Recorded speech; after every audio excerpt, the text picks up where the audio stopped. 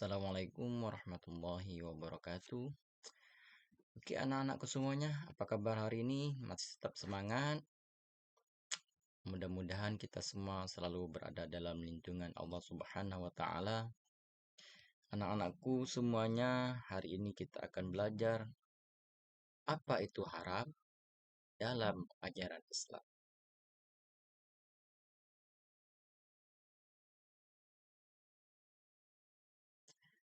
Yang pertama, pengertian haram. Haram adalah sesuatu yang dilarang di dalam Islam, yang berasal dari bahasa Arab yang berarti terlarang. Contoh makanan haram di sini bisa kita lihat yang memang sudah jelas keharamannya di dalam Al-Qur'an, yaitu daging babi, kemudian minuman yang memabukkan yang mengandung khomer. Kemudian ciri-ciri yang barang haram adalah yang sudah dijelaskan di dalam Al-Quran dan hadis Nabi. Karena apa? Karena haram itu bisa membawa dampak negatif kepada kita maupun orang lain. Selanjutnya, di sini kita akan menjelaskan bagaimana dasar hukum yang mengharamkan sesuatu di dalam Islam.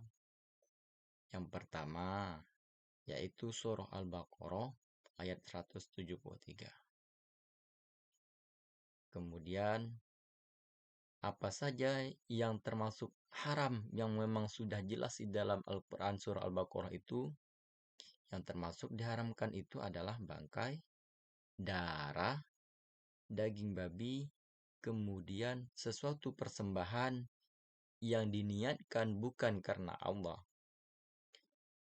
Kemudian juga ada hadis Nabi, kemudian haram juga dalam perilaku bagaimana, dan sebab-sebab keharaman itu bila dilihat dari zat asalnya bagaimana, sifat asalnya seperti apa, kemudian cara memperoleh atau prosesnya bagaimana. Selanjutnya, kita akan melihat sebab-sebab keharaman sesuatu dari zat asalnya. Contoh, barang yang haram karena zat asalnya adalah daging babi. Babi haram karena memang zatnya yang haram, asalnya yang haram.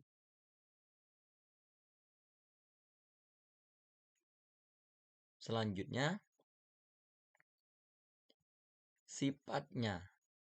Kalau tadi zatnya yang haram, sekarang bagaimana kalau kita melihat suatu barang yang sifatnya mengharamkan? Contohnya adalah makanan yang halal bila dicampur dengan sesuatu yang mempunyai sifat asal yang haram, maka makanan itu dikategorikan makanan haram.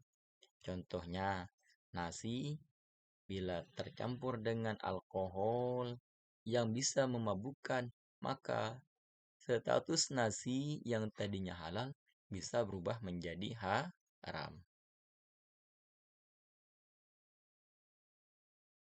Kemudian, keharaman sesuatu juga dilihat dari bagaimana memperoleh suatu barang. Sebagai contoh di sini, barang hasil curian.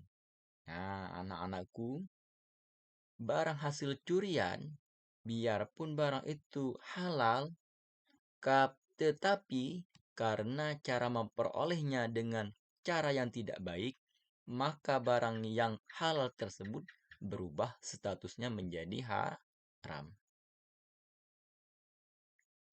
Kemudian bagaimana penerapan terhadap barang yang haram, sikap kita dalam terhadap barang yang haram? Yang pertama, kita harus menjaga diri dari godaan terhadap barang-barang yang haram. Jangan tergoda, selalu menjauhi.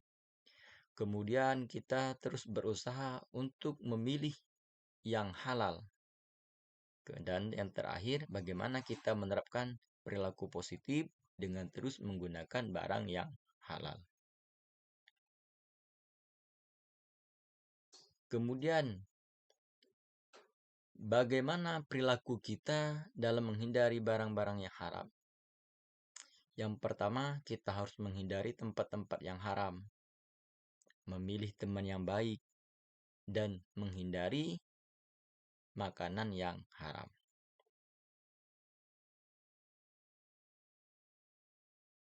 Jadi kita harus mengkonsumsi sesuatu yang halal dan baik. Terus kalau melihat sesuatu barang, periksa kehalalannya. Kalau di Indonesia ada tulisan halal. Kemudian pilih tempat makanan yang bersertifikat halal. Dan kita pilih makanan yang memang sudah jelas halalnya.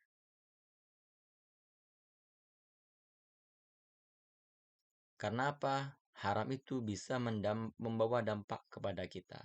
Yang pertama, tentu masalah kesehatan. Itu akan berdampak. Sesuatu yang haram pasti akan membawa dampak yang negatif terhadap kesehatan. Kemudian, kalau kita kebanyakan makan yang haram, berperilaku yang haram, maka kepercayaan diri kita akan terus menurun. Dan yang terakhir, kalau dampak sosialnya. Bagaimana sesuatu yang haram bisa membawa perselisihan dan lain sebagainya di dalam masyarakat. Jadi kesimpulannya, mari kita selalu memilih makanan dan minuman yang halal, jauhi barang yang haram, berperilaku yang baik, dan terus menjaga pemahaman kita agar paham mana yang halal dan mana yang haram. Dan yang terakhir, terus menjaga masyarakat kita agar terhindar dari sesuatu yang haram. Baiklah anak-anakku, mungkin itu pelajaran kita hari ini.